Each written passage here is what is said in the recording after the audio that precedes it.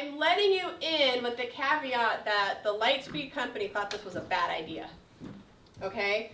Because once I let you in, there's a ton of things you can change that will make my life miserable. So that's the caveat. I'm going to log in as a teacher right now. I'm going to show you your play zones and your not play zones. Okay? And then I'm going to trust that you're all professional and well educated and that you will make smart choices. When you log in, you're going to have this fantastically blank dashboard.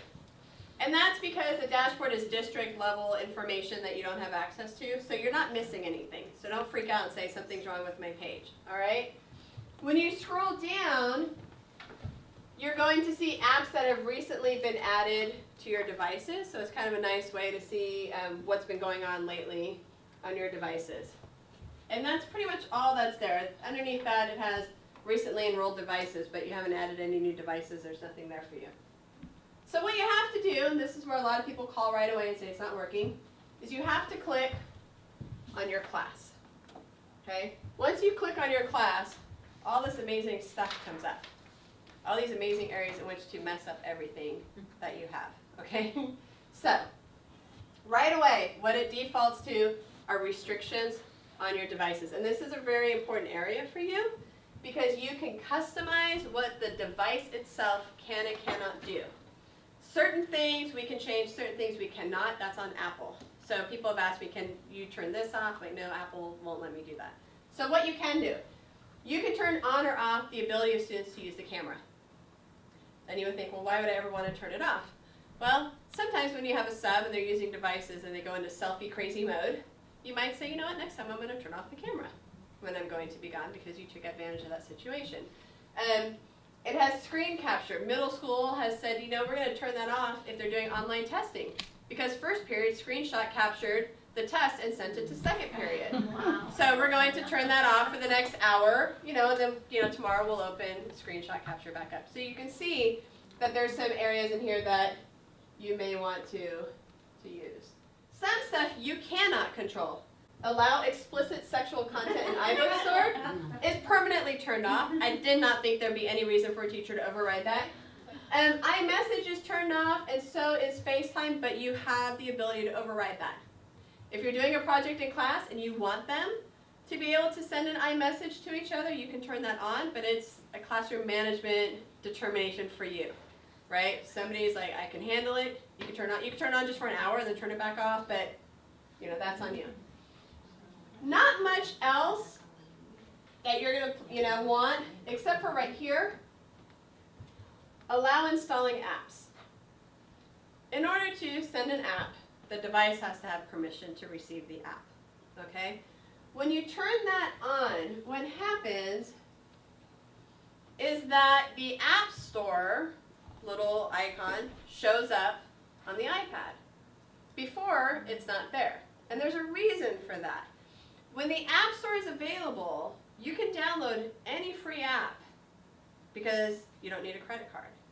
So you could feasibly think your student iPads have 20 apps on it, and then tomorrow find that one student has 200 apps on it because they went into the App Store and downloaded, you know, Angry Birds and all these other things. Okay? So we turn it on, we push out the apps that we want the devices to receive, and then we turn it back off. It's the floodgates. Okay? We open it, we send, and then we shut it. When it's open, some teachers have said, because they're savvy, they're like, hey, the App Store was available because I didn't turn it off for months because I didn't realize, you know, I'm learning too. They said, but all these apps were there with a little cloud symbol, so I just went and downloaded all of them on the device because they were already available, and I said, that makes sense. However, here's a caveat to that. If I download it straight to the device, from the device, I am no longer in control of that app. This software does not know that app is residing on that device. I can no longer remove Bubble Word because Bubble Word was installed straight on the device. Does that make sense? I've lost control. So that's one problem. The other problem is if I collect all your iPads back up this summer and I stack them all up and I say, I'm going to wipe all these iPads, I'm going to do all the updates, and then I'm going to put back all of Lena's apps that she wanted that were in here. and they were loaded from the iPad, you're going to get back iPads and go, thanks a lot, Laura. 15 of my apps aren't on here. You know, and so I'm like, I'm sorry. You know, I've had things, and I think it was in Kathy's class. I know there were a few teachers who said, I did the update of the iOS and lost a lot of data, and I can't push things back. So it's a way for us to kind of keep control. And when there's an app that has limited licenses, like there's only 100 paid versions of this app, and I give you 30, and then you don't teach 4th grade anymore, I can take those 30 back and redistribute. But if you grab them straight from the App Store, they're gone. Now I have to purchase more. The other option is to allow removing of apps. So that is turned off because some students delete apps. I got bored, I deleted Keynote, you left your iPad on my desk, I don't like you very much, I deleted all the apps off of your iPad. Now we've got to go and resync that device. So that's turned off. However, if you want them to delete an app, right? Hey, bubble word, don't like it, don't want to wait for the system, let me just turn this on, let's just go real quick and delete that app, and then I can just go back and turn it off. So you can see, like, so there's some toggling capabilities in here. Does that make sense to install the remove? Okay. I have turned off the ability for Game Center. I have yet to find an educational app that needs Game Center. If you find one and you really need Game Center turned on, let me know, but right now it's just defaulted to off. I turned off the ability for iCloud to run backups. It was killing our bandwidth. I told the group this morning, iPads take up more bandwidth than laptops. Every time they're sitting, right now while that iPad is sitting doing nothing on your table, it is talking to the mothership. iPads do not like to be away from their mother, which is Apple. It's the weirdest thing. They constant sync. So they're sitting there like, anything new, anything new, anything new, anything new. And so the second you do anything on your device, it sends it to iCloud. You took a selfie. Before you could even look at that selfie and say, oh, that looks horrible, I see bags under my eyes, it has already backed it up to iCloud. Okay? So I turned it off.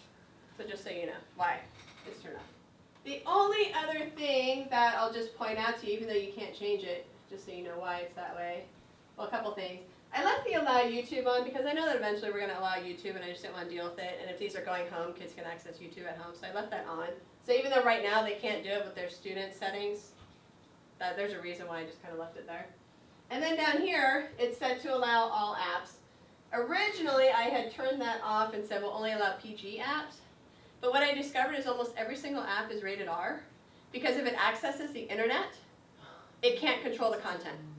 So Google Chrome was blocked when I did that, even like the little Puffin browser, all these cute things that elementary teachers were using were deemed rated R or above because they access the internet.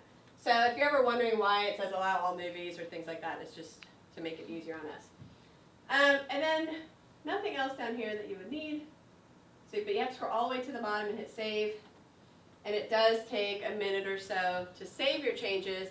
And then it takes about 2 or 3 minutes, depending on what's going on in school that day, for your device to get the change. So you can say, turn off the camera, and you can sit and watch it. All of a sudden, that camera disappears from the home screen of your iPad. It's kind of cool. So I've saved changes. So right now, in Kristen Will's classroom, for students who are on their devices, they're going to look down, and they're going to see that the App Store showed up. Okay, I turned it on. So that's an area that you can feel free to click around on those things. The other ones, I prefer you not, touch all the other ones. All this other stuff, stay away from, please, for now.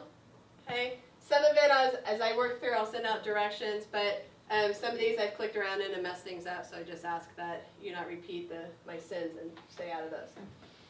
So the only other thing that's super important for you is apps, and that is where you will go to install apps. So the caveat with apps, a couple things. First of all, the size of the app is important, okay? Because some are really small, like Dragon Dictation is only 9 megabytes. It's a quick download, but Drawing Pad is 200 megabytes, okay? So that is going to tax the system when you have a 200 megabyte app being sent to 25 devices at the same moment. Even worse when it's like, oh, send it to all of 4th grade. It blows down the system. Apple apps are notoriously huge. So if I haven't put iMovie or any of those on your devices, just know that iMovie, Keynote, GarageBand are all huge apps. You have to download them by themselves. I'm going to install iMovie, and I'm going to wait and let the world work itself out, and then go back and do other things. Okay, especially right now until our bandwidth and all that stuff is worked out across the district. So your apps are listed here that are assigned here, which means at this level, Kristen Will got Dragon Dictation. Either she asked for it or I gave it to her. Then there are apps that are inherited. Inherited apps means somebody else said this would be a good idea for this app to be on your device, and so it got added. Either your 4th grade team said, hey, can you add this? Or so many teachers asked me for the app that I just started pushing it down to everybody. So when you look on inherited, there's Google Chrome, is one of the ones that you'll see. And so you cannot remove inherited apps. You'll have to ask me if you want it removed, okay? But you can remove apps that you've assigned because you assign them. So if I don't want Dragon Dictation and I click on it, there is the option to remove the app. All right, it just takes a while because it has to send out that signal. All right, here we go. I'm going to install an app. 2 buttons that you're going to have to click. The first one, very important, you are using Manage Distribution. That's what this whole system is. So you have to click on Manage Distribution. And then it's going to ask you to choose a Managed Distribution service. I created one for you. It's your name. You're going to click on your name. And then you are going to go get a beverage or use the bathroom. Because it takes about 2 minutes for this screen to load. And guess what? You can only load 1 app at a time. So if you want to load 5 apps, you got at least 10 minutes of wait time embedded in the process. The engineers know about this at Lightspeed. They haven't figured out how to fix it. So it's not a Lakeside issue. It's not you. Don't start thinking something's wrong with you. Safari tends to be a little bit faster than Chrome. So what it's doing right now is it's loading the app. It's starting with the name, the identification number, and then in a second it's going to replace that with the name. That's what we're waiting for. But while it's doing that, you'll see here how many licenses have been used of each one. So you'll see like this app, I don't even know what it is yet. 0 licenses have been used of 6,500. If you see one and it says like there's only 5 licenses left, and you try and push it, it's not going to push it because you have more than 5 devices. So you have to let me know, hey, this app is out of licenses. I need you to add more. Okay?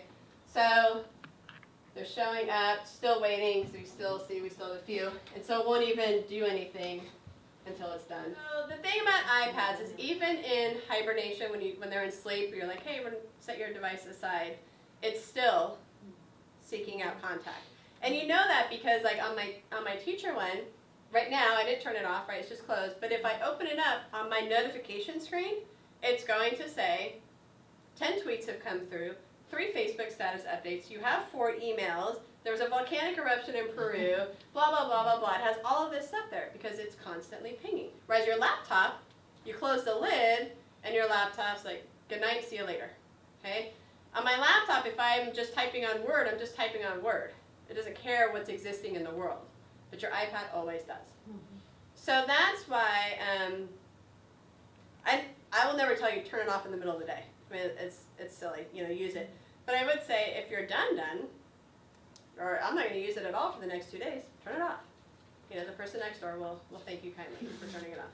So, and at home, somebody brought it this morning. Is that why my Wi-Fi at home is slow? I said it could be. I think I've got like 15 devices in my house, and my kids leave all of them on. They're not using them all, but they're all pulling, that signal. Okay, so everything has loaded now. So all those things that were numbers before, we now have information. Unfortunately, this is all the information you get. You can't click and learn, like a ton of stuff about the app. I'm sorry. You just, you have to do that before you go in. And it's too bad because there's some awesome apps that nobody will ever download because they don't know what they are. But we'll get to that later. So you just start scrolling. It's in alphabetical order. There's no search. So if you're like, is there anything on fractions? You can't search. I'm sorry. It's just the system that we have. And so you'll see, I'm just trying to find one that I haven't already downloaded. And that is the worst thing. Make sure you've looked, because I've gone through and then said, oh, this is the app I need to download, and I've already downloaded it. Now I got to wait the 2 minutes all over again. And it frustrates me. If someone asked you for the light version, did you purchase the full version? Or? Sometimes I did light, sometimes I did full, depending on what it was. So there are some, like I have both versions of Poplet down here, I believe. I have Poplet, and I still have like 200, 300, I can't do math, 300 licenses left, and Poplet Lite, there's 1,500. So, you know, I might say to somebody who's never used Poplet, oh, should I use Poplet? Well, download the light one, see if you like it, and then I can go back and, you know, give you the full one. A lot of these are teacher requests, like I said, so, you know, not vouching. For those of you that have students who use Read 180 because they are Title I and they are designated as a Read 180 student, they can use the app. If they are not designated, the app doesn't work because it's a different service. So, and people have been frustrated about that. But. Okay, we saw the SMI, so can we do the SMI and the SRI on this? It's only for the students, from what I'm told, and that's Kathy Nevins, she said it's only for the students who can use Read 180. I didn't know that, and I put them all on here, and I think people were sad. Wait, about the Read 180, so can we download it, do we have to download it to all of our, even though some of the kids won't use it, Yeah, will you that can affect anything? No, no. Okay. They are huge files though. So that's one of the apps where you're only, once you say download Read 180, you're taking a break until the devices get it, because it's huge. So let me show you. So I don't know what she has on here or not. So I'm just gonna do Stack the States Lite. She might already have it. So I click install. That's it. Oh, she didn't have it. And so now it's just going to be added to the list of apps. Okay. And so after I've clicked on it, then it tells me how big that app was, which I wish it would tell you before I put in a request for that. But it tells you, so 44 megabytes is really not too big. I could download a second app while that one's downloading, okay? But once I get at about 100 megabytes, I really just want to wait until they're downloaded. Like Read 180 is 1,512 megabytes. So you're pushing that to 30 devices, and like you're done. You're done. That's it. That's all you get. Until it's done. You know, it's one of the biggest apps that. So when would that take, like a couple of hours? So I have seen it take all day because it'll start on some and the others will say waiting. I think in one teacher's, although it's Lindell Park, which is kind of hit and miss on their Wi-Fi, it took 2 days for all of them to get it. Let me tell you a little secret. Don't quote me on this, even though I'm on video now. I have taken devices home and downloaded the apps and then brought them back and had better luck at home. But then you're responsible because you brought those devices home. So you've installed apps, okay? That's the process. Again, you install the app, you're like, oh, that's so not what I thought it was. You can click and you can remove it. Again, it takes time. It has to send that message back. It's a backwards process, right? It's like, oh, now I have to take that app off. Do I have remove apps turned on in my policies?